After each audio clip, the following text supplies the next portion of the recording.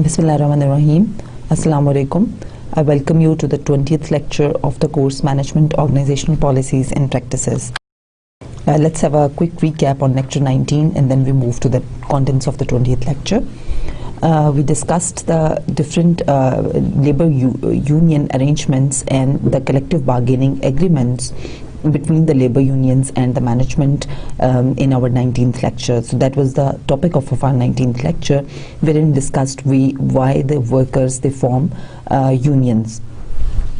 We discussed a number of reasons behind the formation of unions, such as they want job security, they want better working conditions, and they want to avoid the arbitrary whims of the management, and they want to be participated in the decision making by the management and by the higher authorities, and they want to have a more safe and more secure workplace.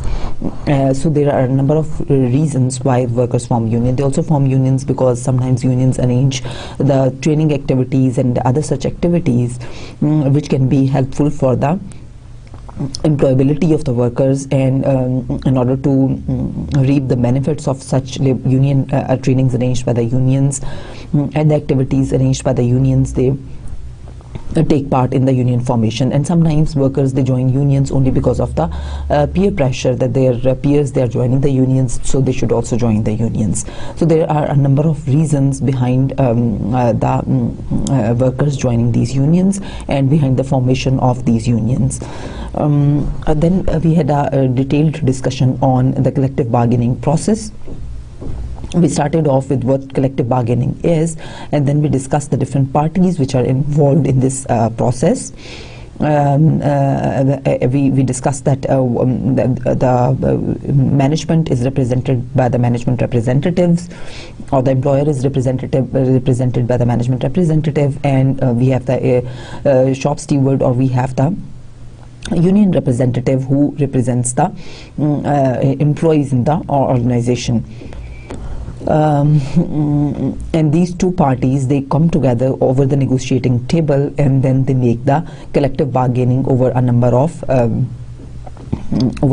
items that are mandatory to be discussed in the bargaining process, or in the making of the contract. Before the signing of the final contract, it is important to have a discussion or have a negotiation over a number of items, and those items are discussed in this collective bargaining process.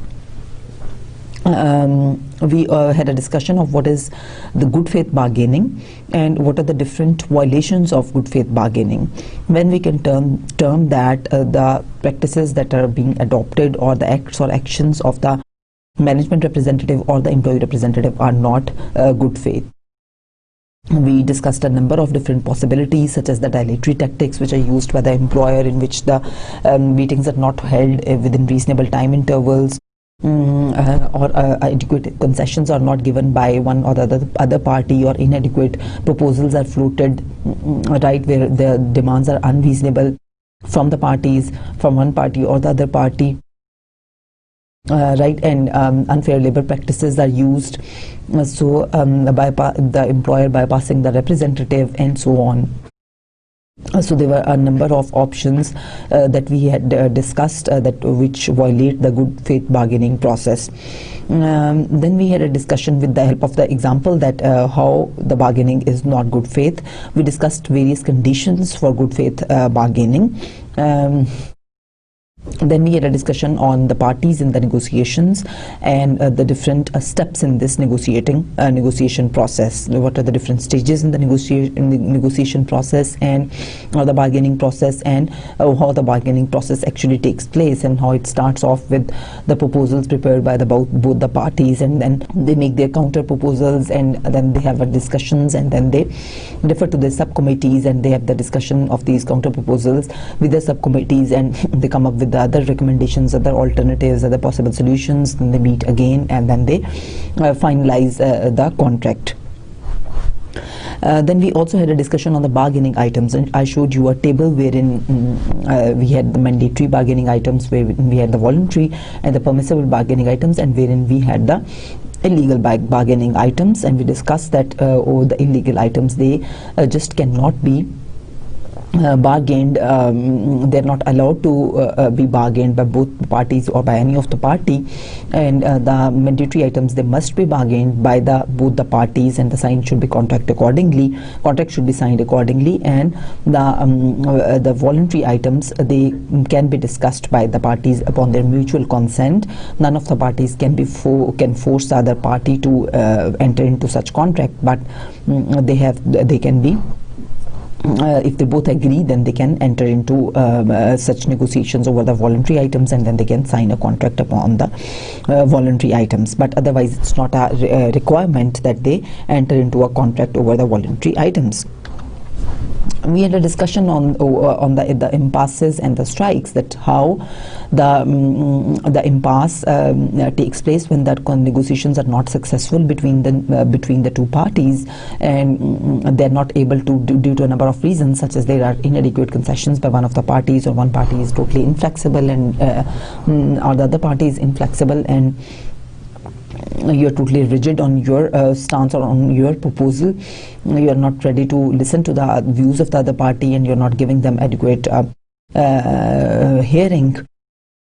The impasse can occur, and impasse, as a result of the impasse, there are 2-3 options that are available to both the parties. That is a third party involvement, and third party involvement can be through mediations and arbitrations. We discussed that how the mediator, he basically holds meetings individually with both the parties, and then he tries to find the common grounds over which the two parties can enter a solution or an agreement, and a signed contract can be signed. So the mediator only basically tries to catch up various possibilities of the mutual ground between the two parties, and he gives them suggestions that this is how they can proceed further. He only gives his recommendations and suggestions, and but he cannot make a final decision. On the other hand, we discussed that how arbitrator, the decisions that are made by the arbitrator, they are final, and they're binding on the two parties to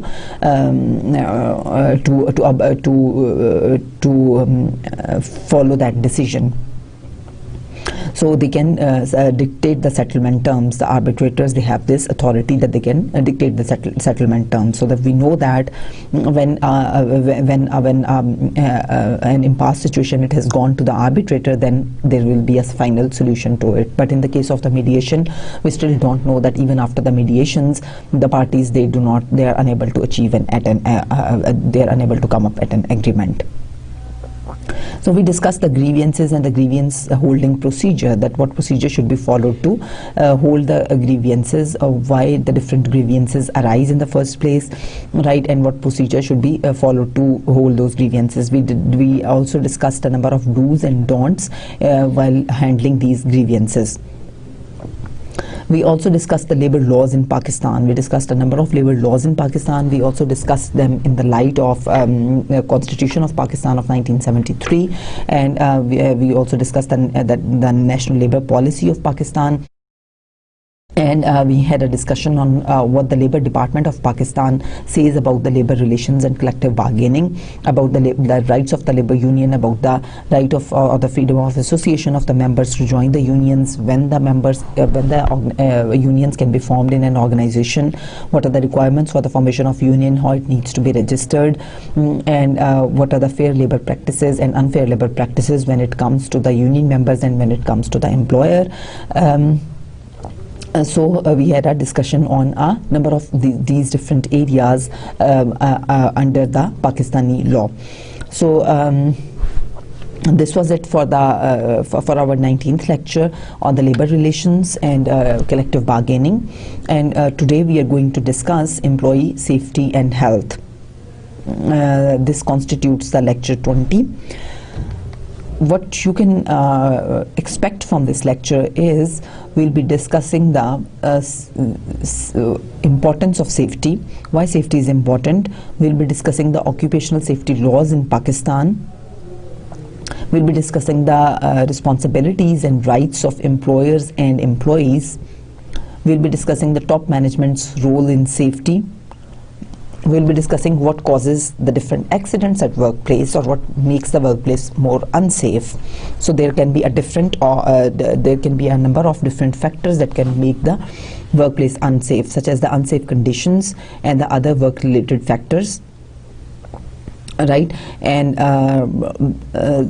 there can be the unsafe acts which are on the part of the employee that can cause the accidents, and then we also have the chance occurrences that can cause the accidents. So we'll see that what causes unsafe acts, how to prevent the accidents by reducing the different factors that are the causes of these accidents. So we'll discuss the two factors, one the unsafe conditions and the other one the unsafe acts, and we'll see that how we can reduce the unsafe acts and the unsafe conditions to reduce the accidents in the workplace. Then we'll be discussing how reducing unsafe acts by emphasizing safety. Then we'll have a discussion on reducing unsafe acts through selection and placement, through training and motivation. We'll be discussing how to conduct safety and health audits. We'll be discussing the various workplace health hazards, the workplace substance abuse, the infectious diseases at the workplace, what are their outcomes for the organization, the stress and burnout and depression, what are their outcomes for the organization, and how the organization can deal with these, because these are all the health hazards. And other computer related health problems, they're also again the health hazards, and how the organization needs to deal with them, what are their outcomes, the workplace smoking, and we'll lastly discuss the violence at workplace and how the organization needs to handle the violence at workplace, and what should be the organizational policy to deal with the angry employees. So what accidents must be reported? This is a very interesting figure, and it basically explains the whole mechanism under which an injury or an accident that can be reported in the head of occupational injuries or occupational accidents. So we see that there are when a death occurs, an illness occurs, if we see in the yellow blocks, we see that when somebody dies, or someone is ill, or there is an injury that occurs in the workplace, and all these three things, they are resulting from a workplace accident or from an exposure in the work environment, right? So whenever any death that occurs, any illness that occurs, or any injury that occurs that is the result of the workplace or the environment of the workplace, or that is from the exposure to the workplace environment, that comes under the workplace accident, and it must be reported. So how do we define an injury? An injury that involves medical treatment other than first aid, right?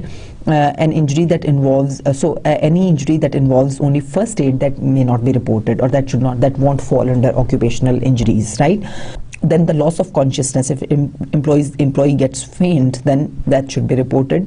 Restriction of work or motion, that should be reported. Transfer to another job, that should be reported.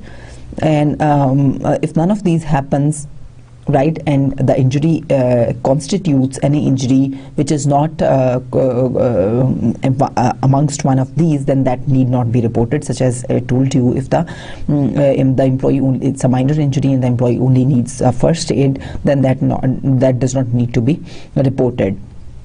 But if the injury is one of all these 4 other kinds, then that needs to be reported, right? And if these injuries or these illnesses or these deaths, if they are not a result of the workplace accident, or they are not coming from exposure from the work environment, then they don't need to be reported, right? Then they are not workplace injuries, or they are not occupational injuries or occupational accidents, and then they should not be reported. So what is the importance of safety? What is the importance of safety policy? Why we are studying this safety, and why it is important to study it?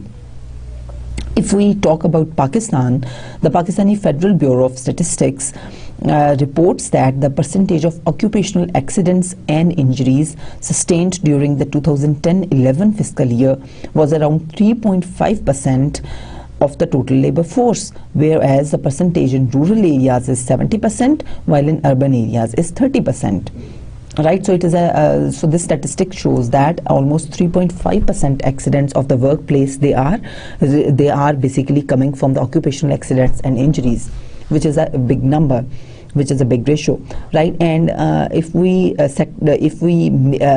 look at this statistic sector wise, we'll see that highest injuries are being reported in the agriculture sector, which are 49.8%, followed by manufacturing, which is 15.8%, and then construction, which is 13%. Then we have wholesale and retail trade, which is 10.3%. Then we have transport, storage and communication, which is 7.1%. So what are the implications for the organization of these occupational injuries and the health injuries and accidents? Of course, lawsuits. There are medical insurance claims. The more the injuries, the more the medical insurance claims. The more the injuries, the more the injured employees or the they're more prone to go to the court and file lawsuit against the company for unsafe conditions, for example, right? And then there's loss of employees and the wastage of time. Of course, even if the injury is not that major, it is not that fatal, but still some of the employees' time is lost, and employee needs to rehabilitate and then come back to work, and all that time is being lost in the operations of the organization. Okay, there are a number of health and safety laws in Pakistan, such as Factories Act 1934. The applicability of Factories Act 1934 is eminent to all types of organizations, as it acts as a baseline for the government and the organization to ensure compliance. The legal framework of Pakistan Factories Act 1934, it consists of 39 essential clauses in Chapter 13 of the Act that ensures the safety and health compliance. So there are 39 essential clauses in under this Act, and I have not, of course, I'm not going to report those clauses here, because they are really huge and they are beyond the scope of this lecture, but I would urge you to have a look at those clauses in the Pakistan Factories Act 1934. You can just get it from Google. You can get all these clauses from Google and have a look at all those safety and health laws in Pakistan. And then we have the National Labour Policy of 2010 as well, which is relating to the employee safety and health at the workplace. What are the different duties and rights of the employer and the employee when it comes to the safety and health at workplace? There are a number of responsibilities of the employer. So first responsibility of the employer is to provide a safe and healthy workplace. Of course, it's the right of every employee that where he is working, that should be a safe workplace. Then set and familiarize with safety and health standards. That is the second responsibility of the employer, to set this the safety and health standards first, right? Set those standards, make a policy, safety and health policy, and then familiarize everyone with those standards, publish those standards, make everyone know those standards, right, and ensure workplace conditions conform to safety standards. Employers also have certain rights other than the responsibilities. First, it's the right of the employer to seek advice from the government agencies on the safe and health workplace, and they have also the rights to receive advice on safety and health regulations. Then the employee has certain responsibilities as well. Employee is responsible to follow all employer safety and health issues and regulations, and employee is responsible to report the hazardous conditions to the supervisor. If there are any faulty conditions, if there are any problems that the employee sees that in the procedure there is certain problem, or there is some problem in the pipe, it is leaking, or there is some problem in the working of the machinery, it's producing some noise, or if the employee perceives any kind of problem, it should report it immediately to the employer for further actions. And the employees, it is the employee's right, of course, to demand safe and healthy workplace without any fear of punishment. When we talk about safety and health standard or safety and health policy in the organization, what is the role of the management here? Of course, management role is important in any aspect in the organization, whether that is related to the equal employment opportunity policies, whether it is related to the diversity issues, whether it is related to the sexual harassment issues, or it is related to the safety and health issues. Role of management is the key role. Unless and until top management is really committed to its goal of ensuring the safe and healthy workplace, that cannot actually happen, even if it makes the policies, even if those policies are well communicated. But if top management commitment is missing, employees will never get the strong signals from the management, from the organization. Organizational culture is prone to be weak when management is not committed. When management itself is management can use a number of ways to show its commitment towards a cause, because of course, as I told you earlier, that making the policies, organizational policies such as safety and health policy, or policy on leaves, or policy on holidays, etc., that is not enough. Those policies are only pieces of paper unless and until we motivate the employees towards the actions that are required by them, right? And that motivation can only come through the top management commitment.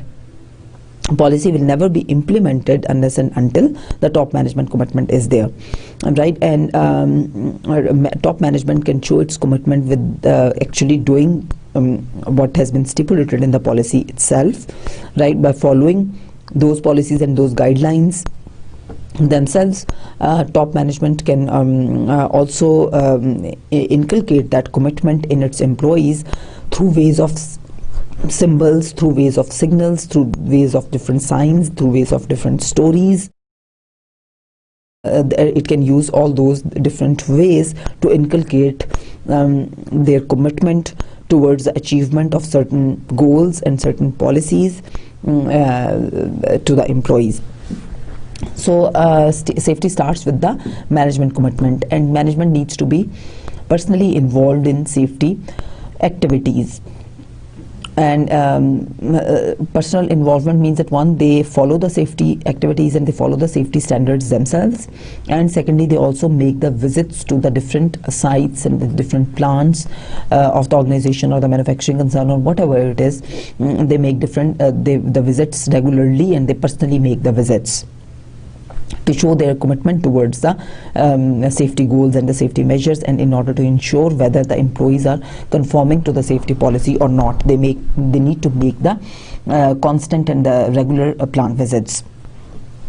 Of course, they need to make a safety policy, and that safety policy should be well communicated. They should provide the safety trainings to all workers. Right, safety trainings, they can really improve the conditions. They can reduce the unsafe acts. We'll see this in detail in our next slide. Then analyze accidents and take corrective preventive actions.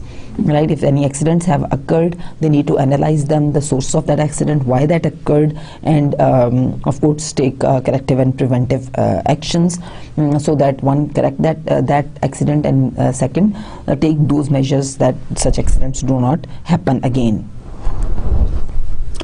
Employees are sometimes resistant when it comes to following the safety procedures or when it comes to following the safety policy. Employees, because sometimes they are basically there is this self-perception bias, and sometimes employees, they just don't feel it very necessary to wear certain safety equipment, right? and for example, the wearing of the gloves or the wearing of goggles while doing something, some employees are more prone not to wear such safety equipment than the other employees. They are just type A personalities, or they're overconfident of themselves, they're over aggressive, or they just feel that they don't feel the importance of wearing that equipment, and they show resistance in wearing that equipment. So there are other reasons for that. Their resistance can also be the wearability. Sometimes the equipment is difficult to wear, the safety equipment is difficult to wear, and then employees are resistant to comply with those safety and health standards. How can you make the employees in such cases, how can you reduce the resistance and gain their compliance? So there are two options. One is that you bargain with the union for the right to discharge or discipline an employee who disobeys safety standard, right? So that is one option. The other option is that you use positive reinforcement and training for gaining employee compliance, right? So positive reinforcement means that if some employees, they are complying with the safety policy of the organization, then do encourage those employees and do recognize their compliance with the occupational safety and health standards, and use negative reinforcement if they're not following that safety policy. Discourage their behavior in personally, in public, issue them some charge sheet, etc., and by ways of that discourage their behavior through way of negative reinforcement. And second option, as the first option, as I told you, that is through the union, that you with the union you bargain that you have the right to discharge or discipline an employee if he disobeys the safety rules. So we discussed that there are, in my outline I told you that there are a number of causes of these workplace accidents. One is the unsafe conditions, which is the improperly guarded equipment. It is the defective equipment. So there are a few examples of these unsafe conditions. When the equipment is improperly guarded in the workplace, when it is defective, of course it is prone to an accident. When there are hazardous procedures in or around the machines or equipment that are being used, then there is unsafe storage. For example, there is congestion or there is overloading. Then there is improper illumination, such as the glare or insufficient light. So these are again unsafe conditions, because if there is not proper light, there is not proper illumination, and there is not improper ventilation, such as insufficient air change, then it can of course lead the employees to suffocation. So it can lead to the suffocating work conditions, and the lack of light or the too much fast light or too slow light, that can lead to lost concentration of the employees, or not as much concentration as is required, and that can lead to workplace accidents. So all these are the unsafe examples of the unsafe work conditions. So if you look at this figure, it again highlights all those different points that I have just explained to you, the factors that are involved in the unsafe conditions. And here it is important to understand that these different unsafe conditions, they can be different for different organizations, right?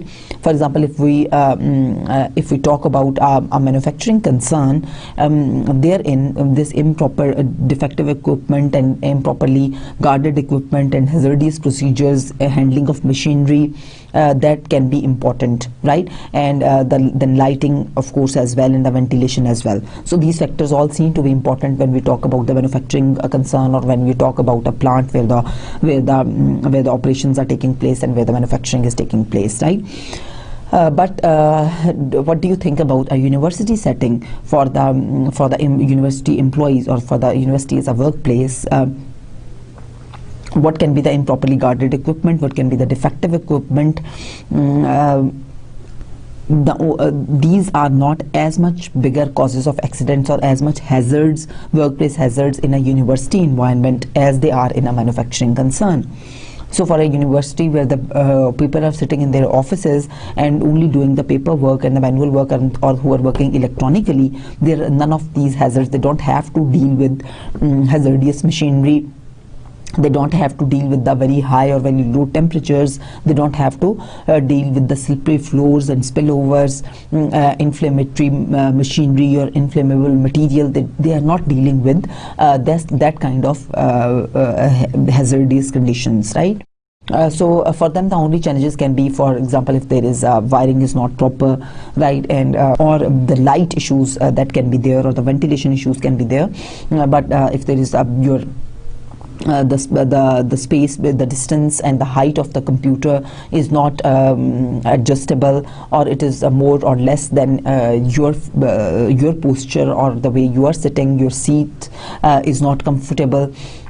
So you have this kind of, you can have this kind of unsafe conditions when you talk about the university environment. So these different workplace conditions, or the causes of the workplace conditions, they are different. They might be industry specific, they can be sector specific, right? So different in the agriculture sector, for example, the unsafe conditions would be different than they would be in the industry sector, and they would be different in the service sector than the these sectors, right?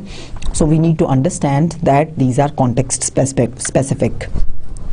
I have a checklist of mechanical and or physical accident causing conditions.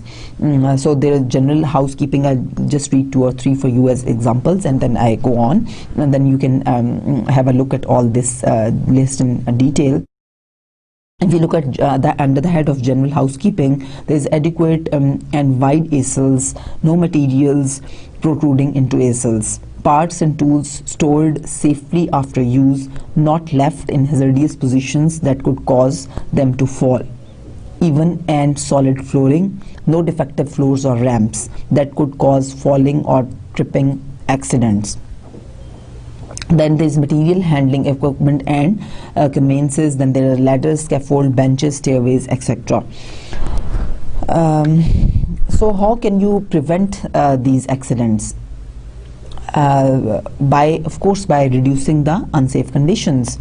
You need to emphasize on safety. You need to inculcate this belief in the employees that their safety is important, that their lives are important, and that these are really, there can really be certain safety issues, that if they don't follow the safety procedures, or if they don't wear the safety equipments, that can be hazardous for them, and that can be a threat to the safety in the organization.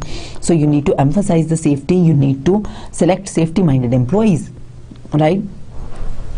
So we know that in certain, just as I explained to you earlier, that some employees, they are more prone to accidents than other employees because of their different personalities.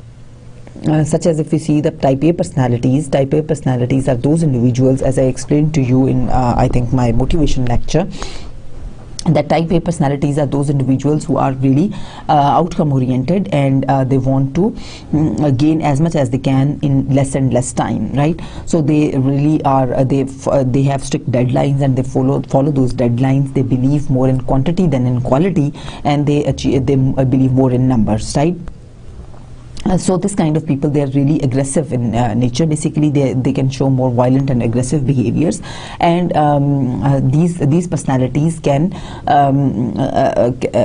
or the people who are oriented towards aggression, who are more aggressive, such as we know for the drivers, that there is a lot of difference between the drivers. Some of the drivers, they are really aggressive. They really take very dangerous cuts and turns, and their driving is very risky, right? And they are the first ones to who want to go when the signal turns green from red, and they just want to cross they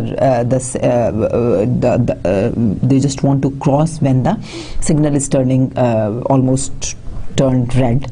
They just want to cross because they are really aggressive in nature, and such people, they are more prone to accidents.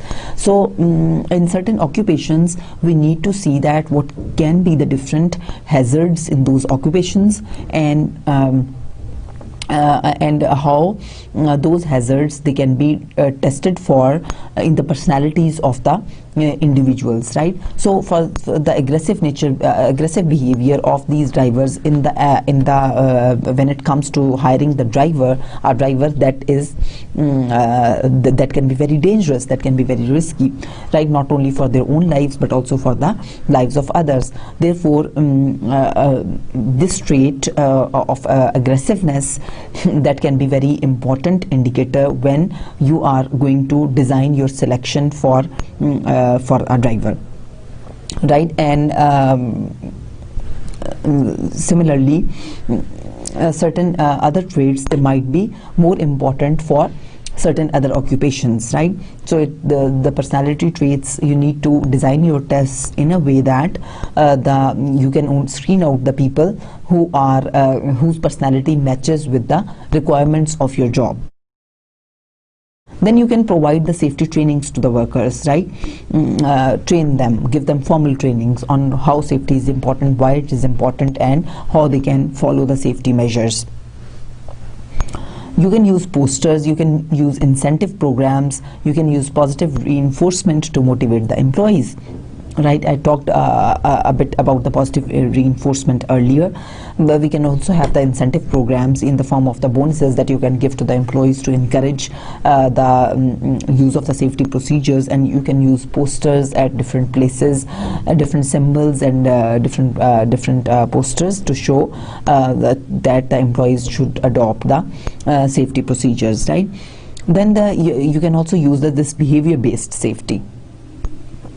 Behavior-based safety is that we tend to identify that what are the different behaviors of the employees, which behaviors of the employees are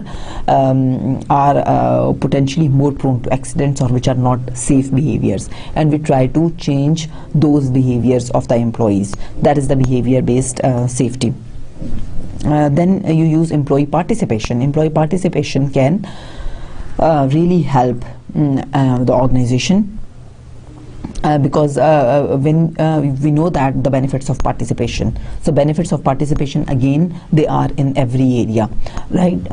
So when you involve the employees in the organizational decision making, in the policy making, right, or in a number of other issues or in the number of other areas in the organization, of course that leads to higher motivation on the part of the employees. When they participate in the policy making process or in how to make your workplace more safe, when you take their input on this, they are more likely to give you good input. One, because they are basically the people at the shop floor, they are directly dealing with the different equipments, with the different machinery or different processes or the different operations. They're dealing directly with those operations, therefore they can give you better information on what is unsafe and how or what measures can be used to make it more safe. So employee participation is important because one, it can give you a better picture of how your organization is like and how you can make it more safe, and secondly, when you give them a say in the whole process, then they are also more likely to be more committed with the initiatives taken by the organization. They're more going to identify with those initiatives and they are more going to commit themselves to those initiatives, and thus they can more successfully implement those initiatives.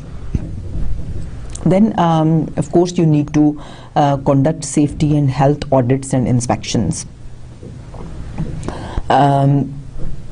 As I told you earlier, that it is important to conduct these audit and safety and health inspections, because it is one, when you keep conducting such inspections, it can give you an idea of it can give you signals if there is anything hazardous or if there is anything going wrong, and you can fix that something before it actually happens. And secondly, when you are conducting such audits and you are conducting such inspections, it also is giving a signal to the employees about your commitment or about the management commitment towards safety and health programs. Here I have an example of the cut resistant gloves, right? How you need to wear this kind of material where it is required for your safety.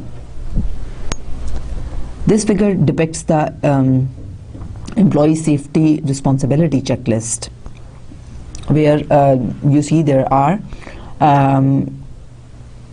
a number of items in this checklist, such as know what constitutes a safety hazard, be consistently on the lookout for safety hazards, correct or report safety hazards immediately, know and use safe work procedures, avoid unsafe acts, keep the work area clean and uncluttered, report accidents, injuries, illnesses, exposures to hazardous substances and near misses immediately, follow company safety rules, look for ways to make the job safer, participate actively in safety training, treat safety as one of your most important job responsibilities.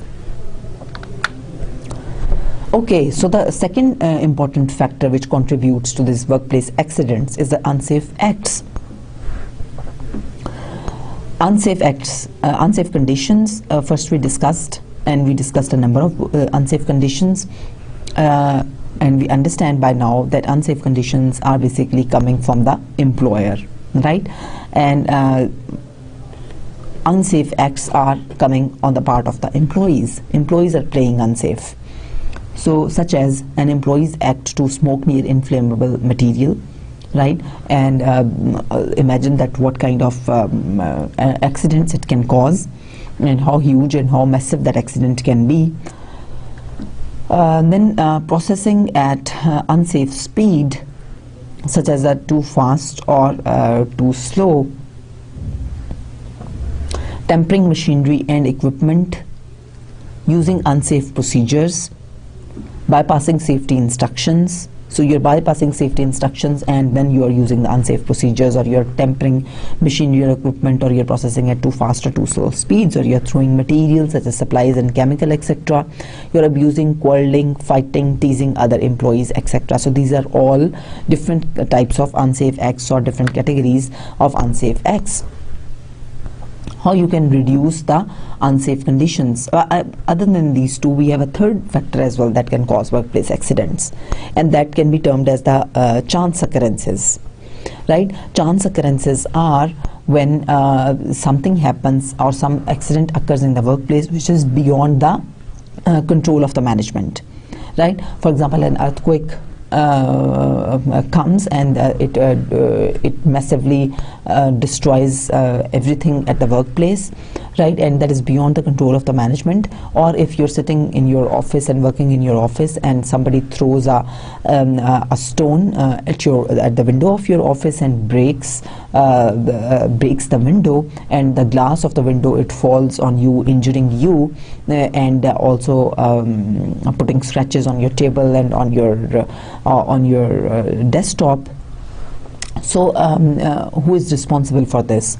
Of course, it is neither the management who is responsible for this, or neither it is the unsafe act on the part of the employee. So it's not the employee. So it is the beyond the control of the management, right? So then we have this. Okay, so there you cannot do anything when there are occurrences. There are chance occurrences such as the natural calamities or any such thing. But there are situations such as the unsafe conditions or unsafe acts where the organizations can do a lot, right? And where the employer is responsible for any occupational or safety accident, such as identify how you can reduce this unsafe conditions by identifying and eliminating unsafe conditions. So if there are certain defective machinery, or if there is some unsafe procedure, you need to rectify that.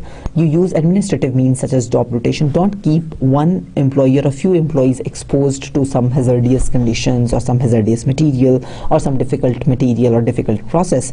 Keep the job rotation process on. This won't be monotonous for only a few employees, but job rotation, because if it becomes monotonous, they might lose their attention, they might lose their concentration, and chances of accidents might increase.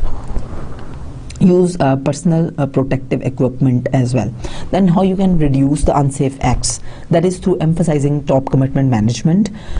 You need to emphasize safety. You establish a safety policy. You reduce unsafe acts through selection. right? And as I told you here, that in selection, how can you reduce the workplace acts? By checking the personality of the individuals and so on. And then they provide safety training, use posters and other propaganda, use positive reinforcement, use behavior-based safety programs, encourage worker participation, and conduct safety and health inspections regularly. So we discussed that how you can prevent accidents through ways of selection. Then we also discussed how you need to train the employees to reduce the unsafe acts, and how you need to motivate them to reduce the unsafe acts. You need to display the safety posters as constant reminders, but not a substitute for a comprehensive safety program. So of course it is they are in addition to these posters, they are in supplement to the comprehensive safety program. They are not a substitute for that safety program. And then you need to have the incentive scheme reinforce positive attitude towards safety. Then we discussed the behavior-based safety, where you identifying the worker behavior that contributes to accidents, and then training workers to avoid those behaviors. Then you use employee participation. There are two reasons to get employees involved in designing safety program, such that people doing the actual job and easier to get the employees to affect the safety program. And these two I explained to you earlier. Then appointing employees as members of safety teams. Right, so if you appoint them, so it would have the same effect as the employee participation, right? And then routine inspection on all premises for safety and health problems. Of course, you can control workers' compensation costs before the accident by communicating the written policy and substance abuse policies to workers, and then strictly enforcing those policies, right? So of course you can prevent those compensation costs even before, by preventing the accidents from occurring. Communicate to them the policies and take strict audits on them. Then after the accident, you need to be proactive in providing first aid and make sure that the worker gets quick medical attention. Make it clear that you are interested in the injured worker and his or her fears and questions. Document the accident, file required accident report, and encourage a speedy return to work. This is what you can do. After the accident, you need to take it seriously, and you need to give the injured worker quicker medical attention, and you need to motivate him towards quicker coming back to work. What are the different remedies for these workplace health hazards? The basic industrial hygiene program, it constitutes of three different elements. One is the recognition, that you identify a possible hazard, then you evaluate, you assess the severity of that hazard, and then you take the control steps or elimination or reduction of the hazards, the control measures that you use. These are the three constituents of a basic industrial hygiene program. So there can be a number of workplace health hazards. So till now we have done the different safety hazards. Now we will discuss a number of the health hazards. The first one is the infectious diseases, and the other one is the alcoholism and substance abuse.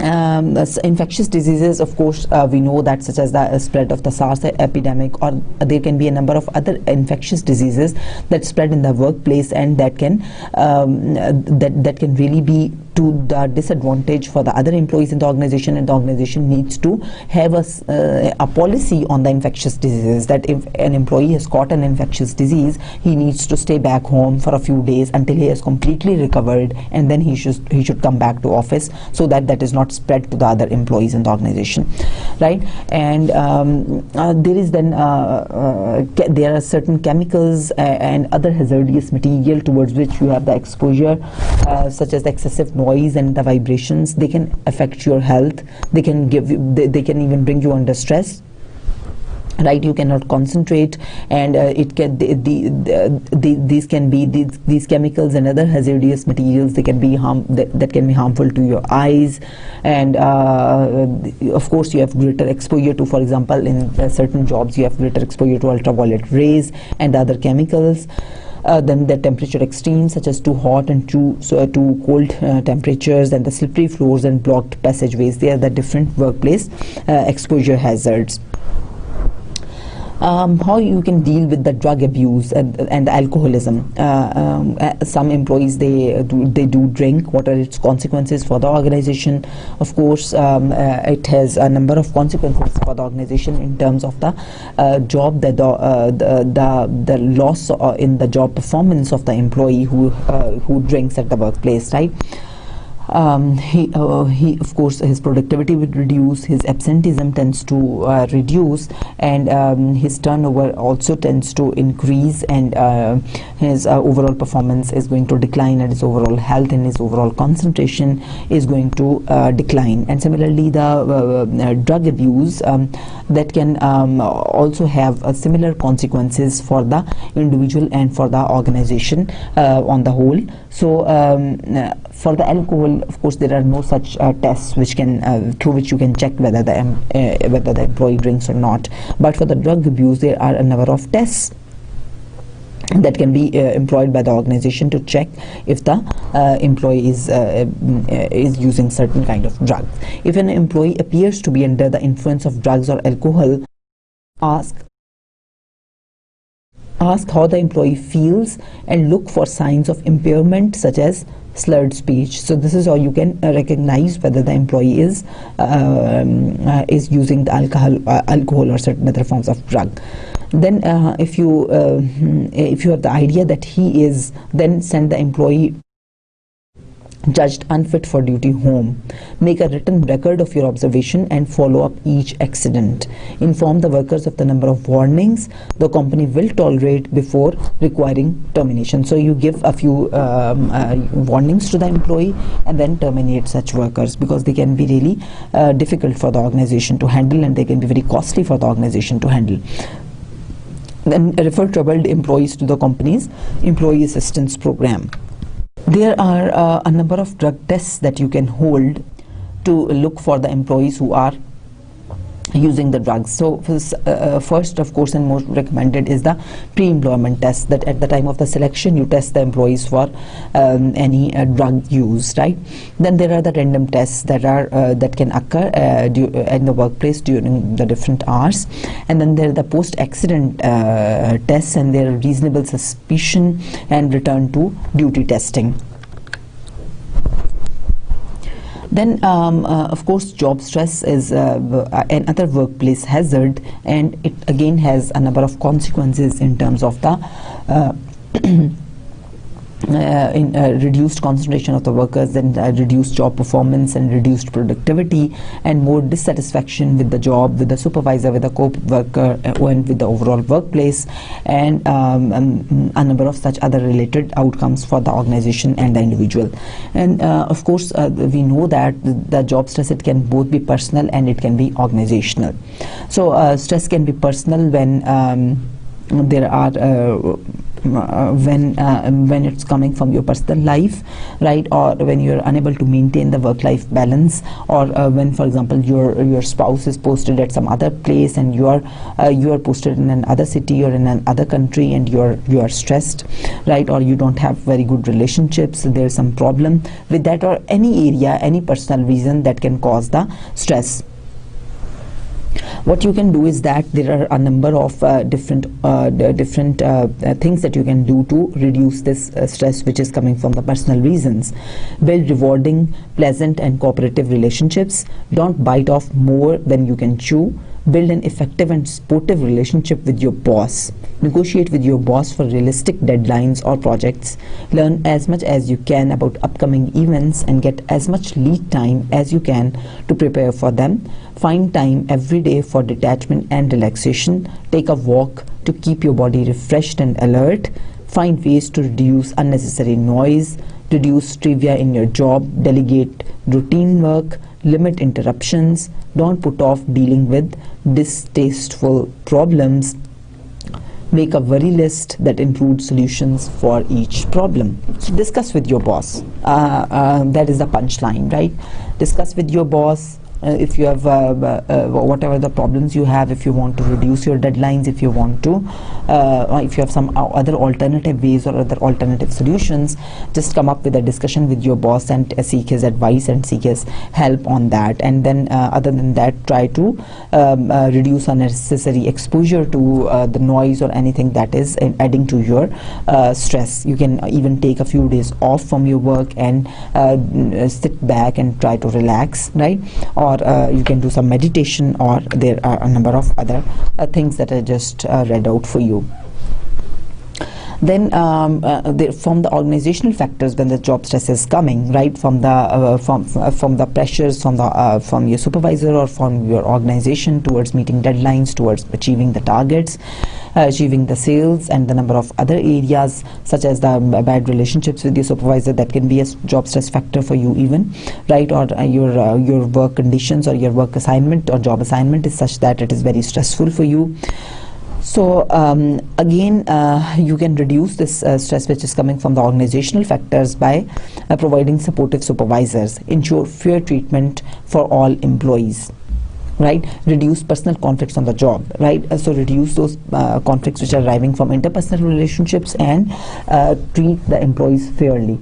So your stress level would be reduced if you perceive that the organization is just with you, and organization is using just procedures, and it is arriving at a just way to it is using a just way to arrive at the outcome. So when it perceives justice from the organization and from the management and from the supervisors, the employees, their stress is reduced.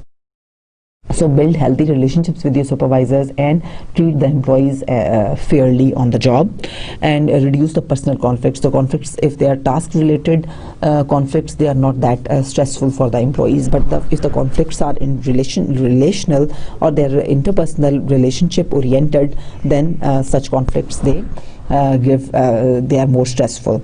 Then have open communication between management and employees. That is very important, because then you have the time to say what you're feeling, how you're feeling, and how you need certain things to be changed, or how they're adding stress to you. You have more opportunity to say them when you have the open communication with them, and that can reduce to your stress. And then support employees' efforts, for instance, by regularly asking how they're doing.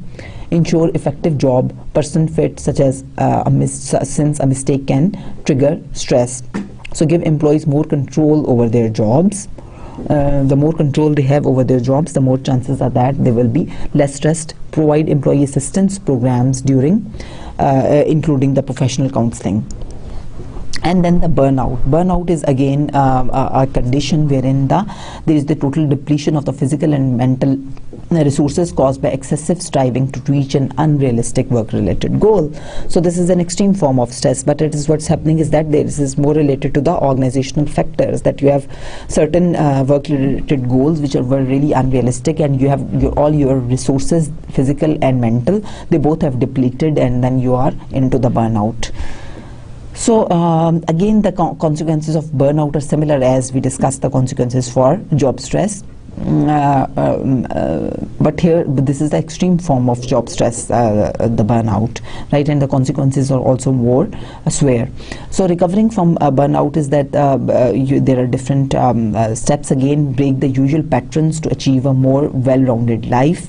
Give away from it all periodically to think alone. Reassess goals in terms of their intrinsic worth and attainability. Think about work. Could the job be done without being so intense, right? Such as we know that type A personalities, they remain more stressed compared to the type B personalities who are really easygoing, right? So if you really yourself set very strict deadlines for you, and you yourself are very hard upon you, then that is also going to cause you more burnout.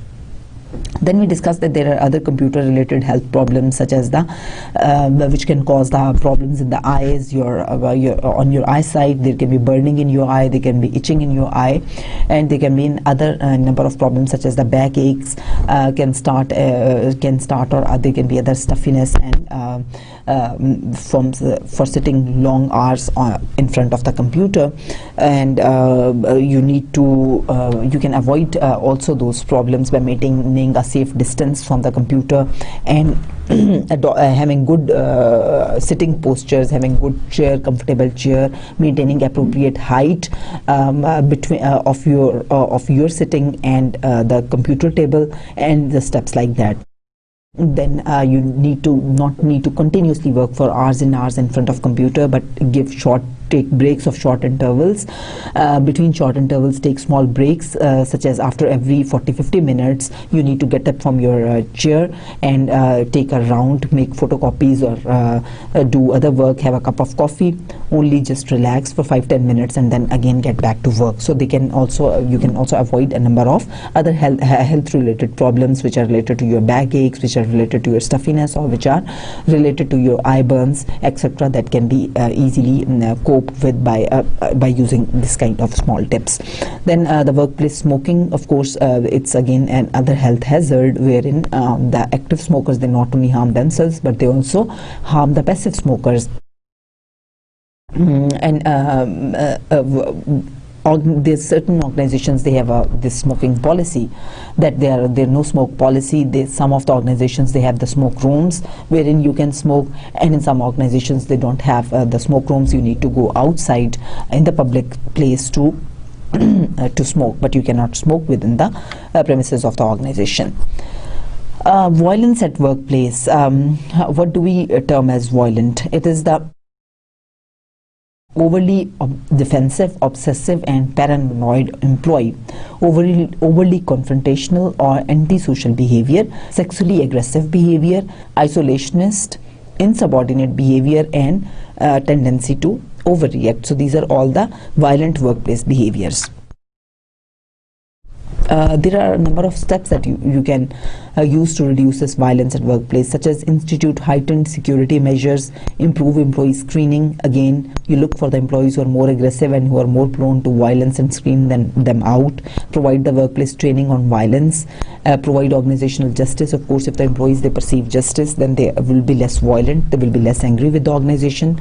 Then pay enhanced attention to employee retention and dismissal, right? And why you are dismissing an employee? Because sometimes when you are dismissing an employee, that employee is expected to be very violent, and when you're handling the dismissal employee, or when you're conducting the dismissal interview, you really specifically need to be very careful, because the employee can, on listening to the news of being dismissed, he can get violent, and he can harm the office equipment, he can harm the other employees, he can even harm himself. So you need to institute certain security measures before conducting such dismissal interviews. Then promptly deal with the angry employees and understand the legal constraints on reducing workplace violence. How you can deal with the angry employees? Make an eye contact with them, pay full attention to the employee, be calm, be honest and modest, listen to the employee, request for examples, that what makes them angry, and explain by example, explain the situation. Delicately and diplomatically define the problem and inquire about the situation and feelings. If necessary, just set up an inquiry committee and listen to the views of the employees, complaints of the employees, and then have certain examination of the situation, and by collecting the evidence and the facts, and then arrive at certain decisions. So be calm and quiet, and be very good listener when you are dealing with the angry employees. You need to be very very patient, and you need to handle the situation very diplomatically. So that was all for today. For today's lecture, we had a discussion on the different safety and health hazards that the organization faces. What are the consequences of how the occupational injuries, what are the consequences of the occupational injuries for the organization in terms of the economic, financial losses, and in terms of the loss in the time and sometimes the loss in the employees of the employees. Why it is important to have a safety policy, and what are the different conditions or different factors that are responsible for the workplace accidents, such as the unsafe conditions which are coming from the employer, the unsafe acts which are coming from the employee. But the unsafe acts on the part of the employer is held liable for those unsafe acts on the part of the employee if the employer did not take appropriate steps to make the employees not play unsafe, right? So we also saw that there can be certain chance occurrences which are beyond the control of the management, and then we had a discussion on a number of health hazards, such as the computer related hazards, such as the smoking, such as the infectious diseases, alcohol and substance abuse at the workplace. What are the consequences of these different issues for the individual and the organizational outcomes, and what policies and how organization can make their policies to deal with these kind of different issues, right? And then we saw that who are violent employees, and how the organization could deal with the violent employees, and we lastly saw that how the organization can deal with the angry employees. So with this we come to an end of today's lecture. I thank you very much for your patient hearing. I hope you enjoyed today's lecture. I thank you all. Allah Hafiz.